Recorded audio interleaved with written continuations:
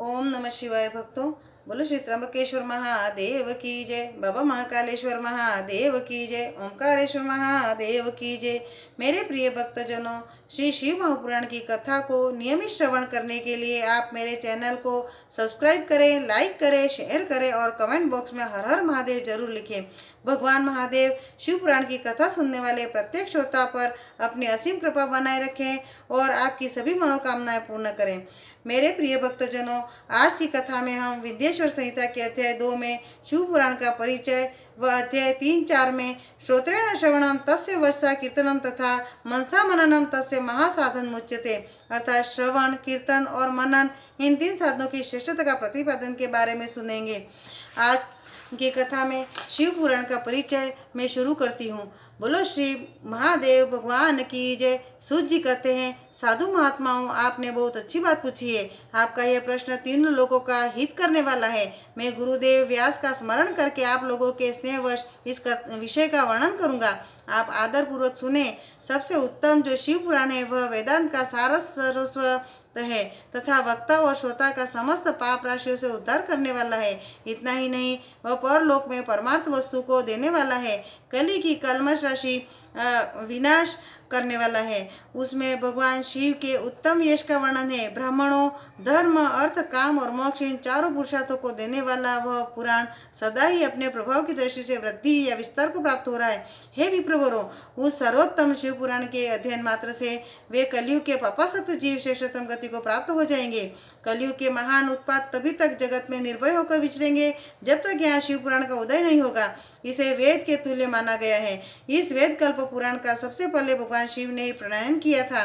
विंध्येश्वर संहिता, रुद्र संहिता, विनायक संहिता, उमा संहिता, मातृ संहिता, एकादश रुद्र संहिता, कैलाश संहिता, शतरुद्र संहिता, कोटि रुद्र संहिता, सहस्त्र कोटि रुद्र संहिता, वायवीय संहिता तथा धर्म संहिता, इस प्रकार इस पुराण के 12 भेद या खंड है।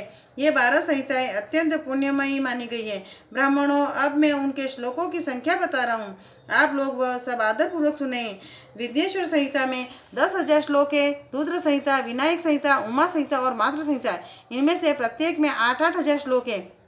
ब्राह्मणों, एकादश रुद्र संहिता में 13,000, कैलाश संहिता में 6,000, शतरुद्र संहिता में 3,000, कोटि रुद्र संहिता में 9,000, सहस्त्र कोटि रुद्र संहिता में 11,000, वायव्य संहिता में 4,000 और धर्म संहिता में 12,000 श्लोक है। इस प्रकार मूल शिव पुराण की श्लोक संख्या 1,00,000 है, परंतु व्यास जी ने उसे 24,000 श्लोकों में संक्षिप्त कर दिया है। पुराणों की क्रम संख्या के विचार से इस शिव पुराण का स्थान चौथा है। इसमें 7 संहिताएं हैं। पूर्व काल में भगवान शिव ने श्लोक संख्या की दृष्टि से 100 करोड़ श्लोकों का एक ही पुराण ग्रंथ ग्रंथित किया था। सृष्टि के आदि में निर्मित हुआ वह पुराण साहित्य अत्यंत विस्तृत था। फिर द्वापर आदि युगों में द्वैपायन, व्यास आदि महर्षियों ने जब पुराण का 18 भागों में विभाजन कर दिया, उस समय संपूर्ण पुराणों का संक्षिप्त स्वरूप केवल 4 लाख श्लोकों का रह गया। उस समय उन्होंने शिव पुराण का 24,000 श्लोकों में प्रतिपादन किया।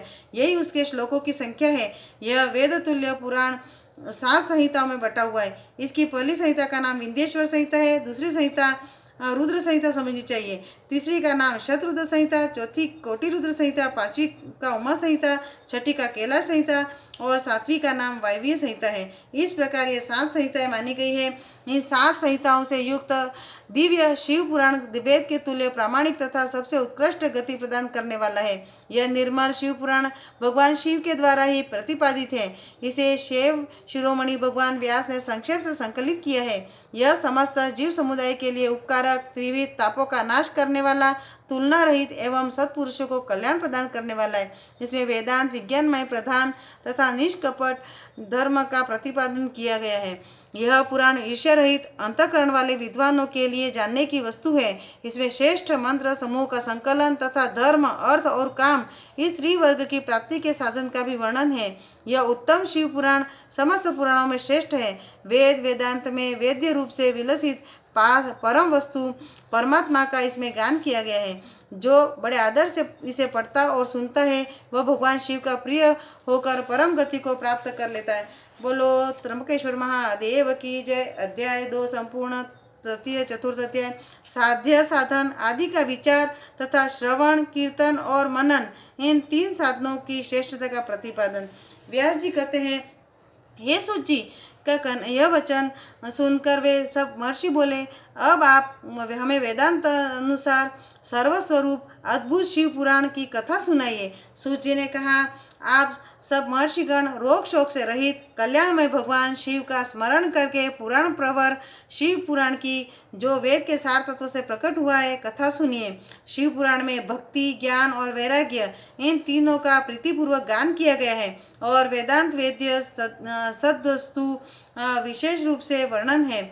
इस वर्तमान कल्प में जब सृष्टि कर्म आरंभ हुआ था, उन दिनों 6 कुलों के महर्षि परस्पर वाद विवाद करते हुए कहने लगे, अमुक वस्तु सबसे उत्कृष्ट है और अमुक नहीं है। उनके इस विवाद ने अत्यंत महान रूप धारण कर लिया।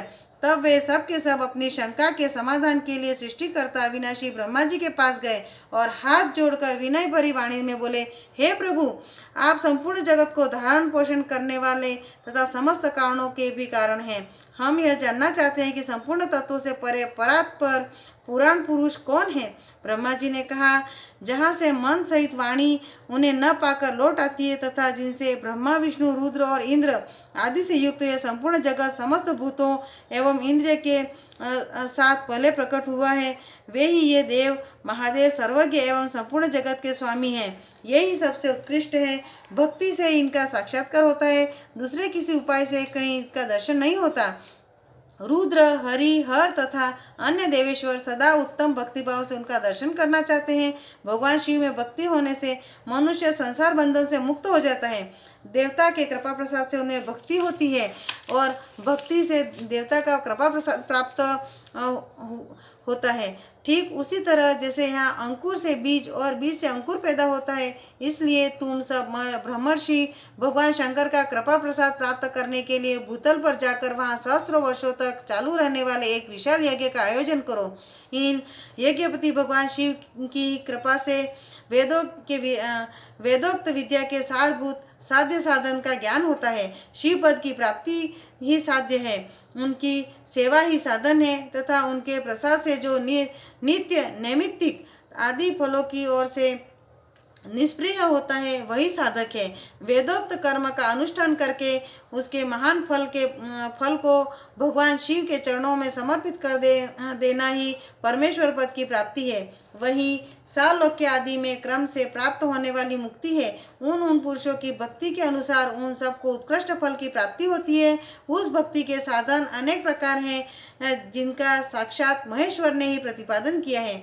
उनमें से सारभूत साधन को संक्षिप्त करके मैं बता रहा हूँ।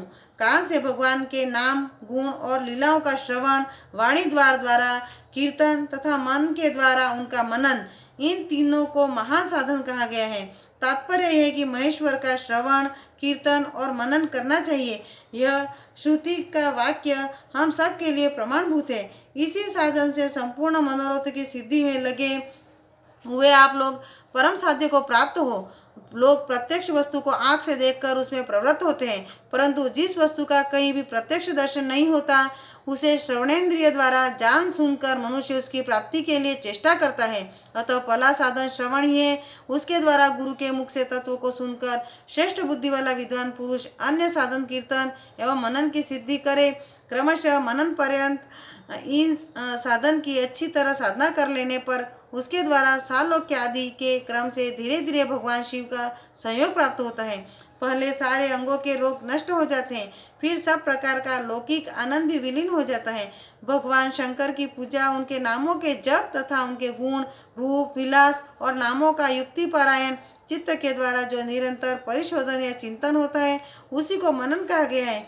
वह महेश्वर की कृपा दृष्टि से उपलब्ध होता है। उसे समस्त श्रेष्ठ साधनों में प्रधान या प्रमुख कहा गया है। सूत जी कहते, हे मुनीश्वरों, इस साधन का महात्म्य बताने के प्रसंग में मैं आप लोगों के लिए एक प्राचीन वृत्तांत का वर्णन करूंगा। उसे ध्यान देकर आप सुने। पहले की बात है, पराशर मुनि के पुत्र मेरे गुरु व्यासदेव जी सरस्वती नदी के सुंदर तट पर तपस्या कर रहे थे। एक दिन सूर्य तुल्य तेजस्वी विमान से यात्रा करते हुए भगवान सनत कुमार अकस्मात वहां जा पहुंचे। उन्होंने मेरे गुरु को वहां देखा। वे ध्यान में मग्न थे उससे जगने पर उन्होंने ब्रह्मपुत्र सनत कुमार जी को अपने सामने उपस्थित देखा। देखकर वे बड़े वेग से उठे और उनके चरणों में प्रणाम करके मुनि ने उन्हें अर्घ्य दिया और देवताओं के बैठने योग्य आसन भी अर्पित किया। तब प्रसन्न हुए भगवान सनत कुमार विनीत भाव से खड़े हुए और व्यास जी से गंभीर वाणी में बोले, हे मुने, तुम सत्य वस्तु का चिंतन करो। वह सत्य पदार्थ भगवान शिव ही है जो तुम्हारे साक्षात्कार के विषय में होंगे। भगवान शंकर का श्रवण, कीर्तन, मनन ये 3 महत्तर साधन कहे गए हैं। ये तीनों ही वेद सम्मत हैं। पूर्व काल में मैं दूसरे साधनों के संभ्रम में पड़कर घूमता घामता मंदार चल पर्वत पर जा पहुंचा और वहां तपस्या करने लगा। तदनंतर महेश्वर शिव की आज्ञा से भगवान नंदिकेश्वर वहां आए। उनकी मुझ पर बड़ी दया थी। वे सबके साक्षी तथा शिव गणों के स्वामी भगवान नंदिकेश्वर मुझे स्नेहपूर्वक मुक्ति का उत्तम साधन बताते हुए बोले, भगवान शंकर का श्रवण, कीर्तन और मनन ये तीनों साधन वेद सम्मत है और मुक्ति के साक्षात कारण है। यह बात स्वयं भगवान शिव ने मुझसे कही है। अतः ब्राह्मण, तुम श्रवण आदि तीनों साधनों का ही अनुष्ठान करो। व्यास जी से बारंबार ऐसा कहकर अनुगामियों सहित ब्रह्मपुत्र सनत कुमार परम सुंदर ब्रह्मधाम को चले गए। इस प्रकार पूर्व काल में इस उत्तम वृतांत का मैंने संक्षेप से वर्णन किया है। ऋषि बोले, सूत जी, श्रवणादि 3 साधनों को आपने मुक्ति का उपाय बताया, किंतु जो श्रवण आदि तीनों साधनों में असमर्थ हो वह मनुष्य किस उपाय का अवलंबन करके मुक्त हो सकता है? किस साधनभूत कर्म के द्वारा बिना यत्न के ही मोक्ष मिल सकता है? ओम नमः पार्वती पते हर हर महादेव। हे प्रिय भक्तों, आज की कथा का यही विराम लेते हैं। आप कथा पुण्य लाभ प्राप्त करने अपने परिजनों, मित्रों एवं रिश्तेदारों में अवश्य शेयर करें ताकि वे भी इस कथा का श्रवण कर पुण्य लाभ प्राप्त कर सके। ओम नमः शिवाय।